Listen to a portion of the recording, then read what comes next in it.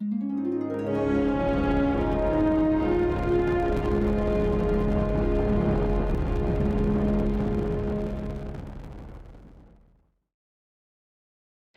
morning, and thank you for joining us. We're live here in Mission Control Houston, the International Space Station Flight Control Room at Johnson Space Center in Texas. Port hatch is closed. We're going to be sending some state commands. The departure of Crew 7 this morning comes just about a week after the arrival of Crew 8 to the International Space Station, bringing 4 new crew members. So over the last week, we've had a total of 11 astronauts and cosmonauts aboard the International Space Station. The departure today will bring it back down to the 7 crew members we typically keep aboard. Touch temperature LED is green.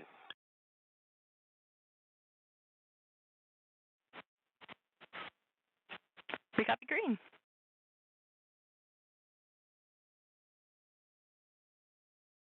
And with that little bit of communication, we just heard that the hatch inside Dragon Endurance is now closed. All 4 returning crew members, they're getting your first view inside the spacecraft this morning. They are now inside.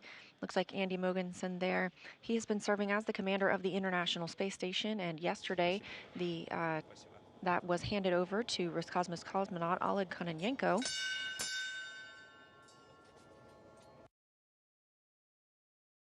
Currently aboard the International Space Station, we have Commander Oleg Kononenko of Roscosmos, along with Nikolai Chub, NASA astronaut Laurel O'Hara, NASA astronaut Matt Dominic, NASA astronaut Mike Fink, NASA astronaut Jeanette Epps, and Roscosmos cosmonaut Alexander Grebyankin. Undock sequence commanded.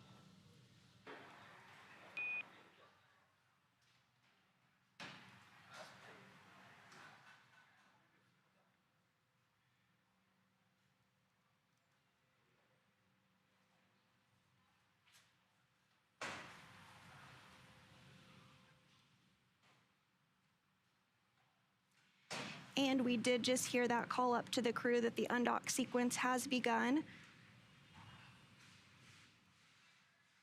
Umbilicals are demated, nominal.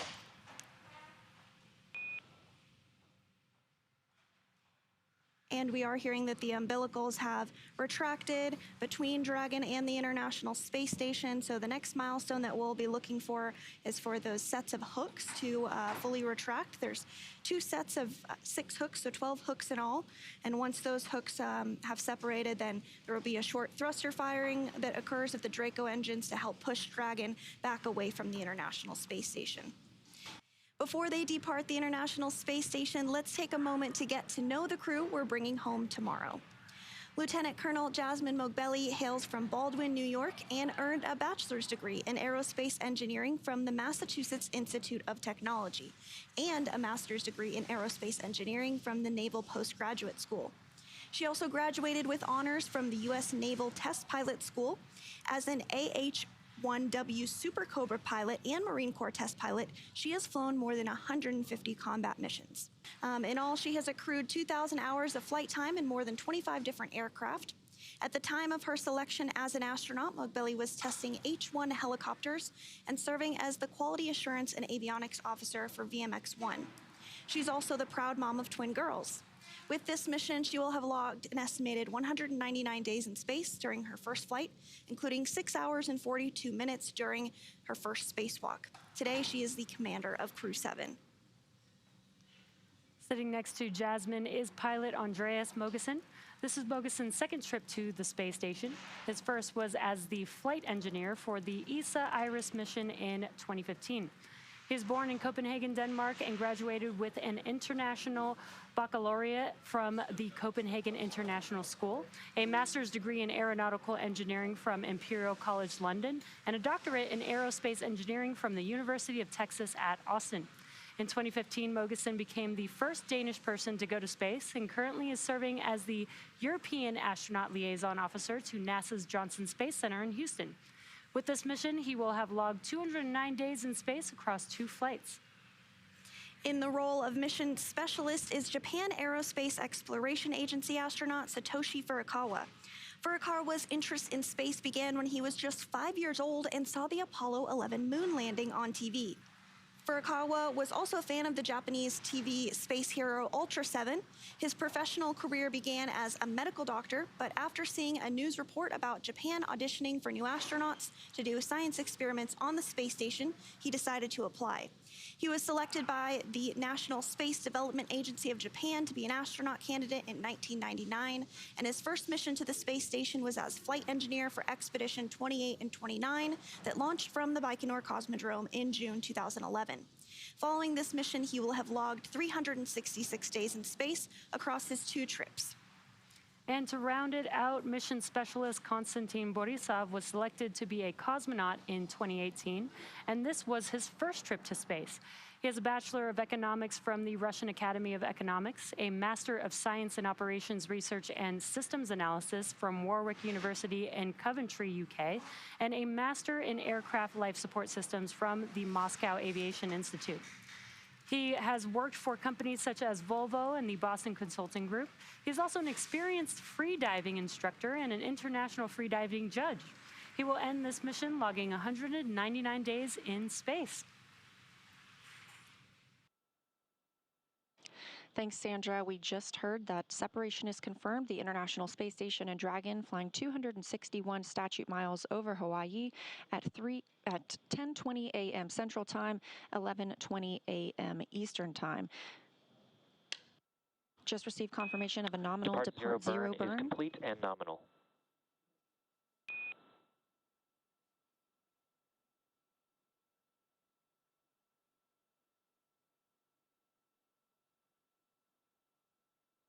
Depart zero burn being a very short burn using the service section Draco thrusters to break some stiction from Dragon and the International Space Station, officially marking its departure. We are standing by for depart burn 1, which will increase the opening rate between the spacecraft and the station. Again, at this time, the crew are all suited up and in their seats. They'll have an opportunity to get out of those suits shortly and prepare for their longer ride home.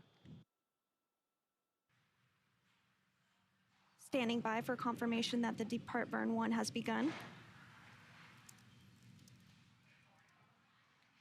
And we did hear that that burn has begun.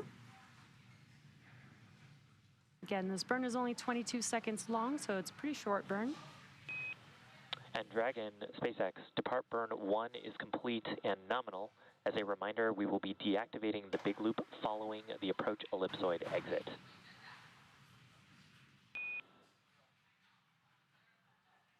Dragon copies, depart 1 burn is complete.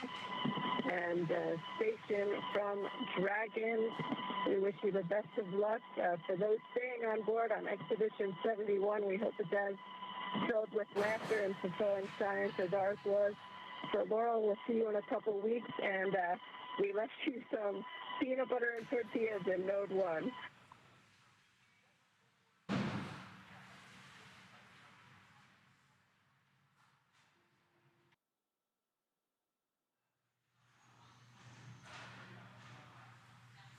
And on board Dragon, the crew is going to begin to work on getting out of their spacesuits for the journey ahead. They are splashing down early tomorrow morning, so they're going to get comfortable. They do wear those spacesuits during some of the more dynamic phases of the mission, such as launch, as well as docking and undocking, and of course, splashdown. But now that they have successfully undocked from the International Space Station at 8:20 Pacific, about 12.5 minutes ago, they are able to get out of those spacesuits, get comfortable, maybe have a meal, and just enjoy their last few hours in orbit.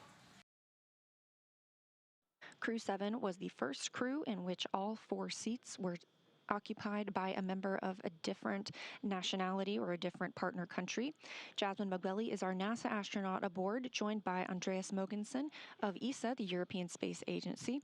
Satoshi Furukawa is from the Japan Aerospace Exploration Agency, or JAXA, and Konstantin Borisov comes to us from Roscosmos. It was the first flight for Jasmin and Konstantin, and the second flight for both Andreas and Satoshi. And Dragon SpaceX on Dragon to ground, you have a go for your preparations for crew off duty at your discretion. We're ready to support in case you'd like to talk to surgeon, and a reminder to set your audio destinations to ground.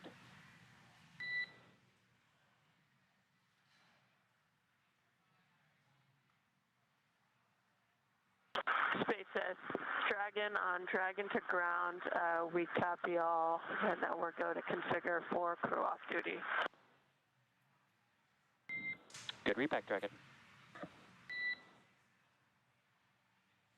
And those words from the ground up to NASA astronaut Jasmin Moghbeli, letting them know that now that they're out of the approach ellipsoid, they can get configured for a crew off-duty period as they wait splashdown early tomorrow morning. The crew is going to get out of their spacesuits and get comfortable for the remainder of their journey. So again, the crew is now out of the approach ellipsoid, which means that the spacecraft would not cross into the approach ellipsoid for at least 24 hours. Again, even if it lost all maneuvering, and we call that a safe free drift trajectory. And with that, now that NASA astronaut Jasmin Moghbeli, ESA astronaut Andy Mogensen, JAXA astronaut Satoshi Furukawa, and Roscosmos cosmonaut Konstantin Borisov have departed the International Space Station, it will take them about 18.5 hours until they make their way back down to Earth. The crew is currently doffing their spacesuits, or they may have actually completely gotten out of their spacesuits to settle in for the flight home. And today, Dragon is targeted to splash down off the coast of Florida at 5:50 a.m. Eastern Time tomorrow morning, or 2:50 a.m. Pacific Time, on March 12th, followed by the crew getting picked up by sea by one of SpaceX's recovery vessels. As they rest up, our teams here will continue to keep an eye on the weather to ensure a safe return to Earth for Dragon and our Crew 7 astronauts. And though our coverage here in Hawthorne is wrapping up for this morning, we will turn it over to the NASA team in Houston to take us through the next phases of the Crew 7 mission.